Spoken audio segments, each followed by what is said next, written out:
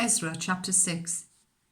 King Darius then issued an order, and they searched in the archives stored in the treasury at Babylon.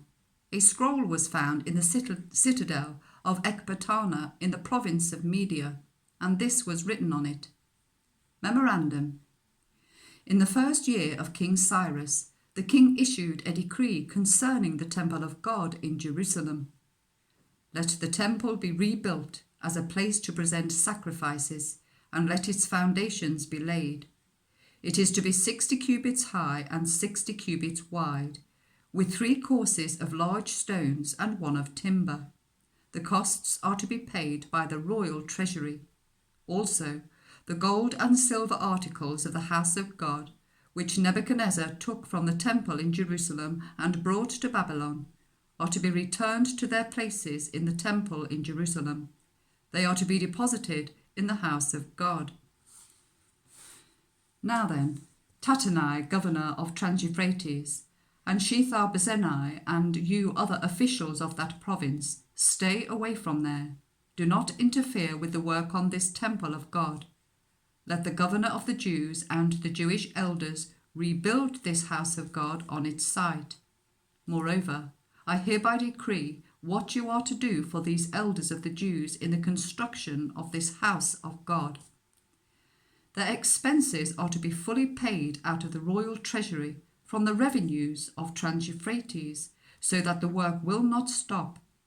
Whatever is needed, young bulls, rams, male lambs for burnt offerings to the God of heaven, and wheat, salt, wine, and olive oil, as requested by the priests in Jerusalem, must be given them daily without fail, so that they may offer sacrifices pleasing to the God of heaven and pray for the well-being of the king and his sons. Furthermore, I decree that if anyone defies this edict, a beam is to be pulled from their house, and they are to be impaled on it. And for this crime, their house is to be made a pile of rubble.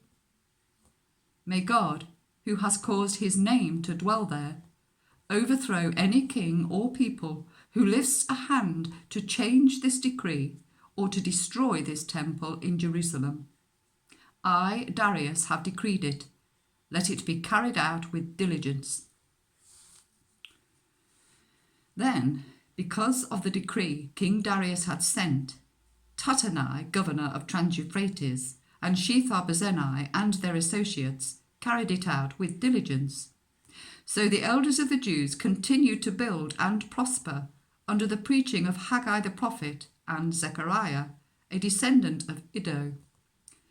They finished building the temple according to the command of the God of Israel and the decrees of Cyrus, Darius, and Artaxerxes, kings of Persia. The temple was completed on the 3rd day of the month Adar, in the 6th year of the reign of King Darius. Then the people of Israel, the priests, the Levites, and the rest of the exiles celebrated the dedication of the house of God with joy. For the dedication of this house of God, they offered 100 bulls, 200 rams, 400 male lambs, and, as a sin offering for all Israel, 12 male goats, 1 for each of the tribes of Israel. And they installed the priests in their divisions, and the Levites in their groups, for the service of God at Jerusalem, according to what is written in the book of Moses. On the 14th day of the 1st month, the exiles celebrated the Passover. The priests and Levites had purified themselves and were all ceremonially clean. The Levites slaughtered the Passover lamb for all the exiles, for their relatives, the priests, and for themselves. So the Israelites who had returned from the exile ate it, together with all who had separated themselves from the unclean practices of their gentle neighbours in order to seek the Lord, the God of Israel. For 7 days they celebrated with joy the festival of unleavened bread, because the Lord had filled them with joy by changing the attitude of the king of Assyria, so that he assisted them in the work on the house of God, the God of Israel.